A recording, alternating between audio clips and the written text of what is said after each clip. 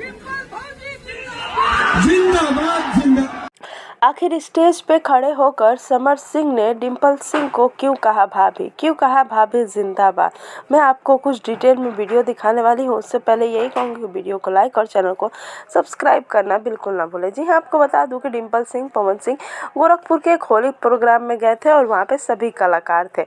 लेकिन पवन सिंह और समर सिंह जैसे ही बात कर रहे थे, स्टेज पे डिम्पल सिंह आई। पवन सिंह हंसने लगे, फिर डिम्पल सिंह ने उनका कस के हाथ पकड़ लिया। पवन सिंह उनसे बिल्कुल भी बात नहीं करना चाहते हैं, लेकिन कहा जाता है ना, जबरदस्ती का चिपकना। उसके बाद क्या था, समर सिंह ने ना आओ देखा ना ताव देखा और चिल्लाना शुरू कर दिया कि डिम्पल भाभी जिंदाबाद जिंदाबाद। और उसके बाद क्या था, माहौल ही चेंज हो गया। पवन सिंह भी काफ़ी ज़ोर ज़ोर से हंसने लगे।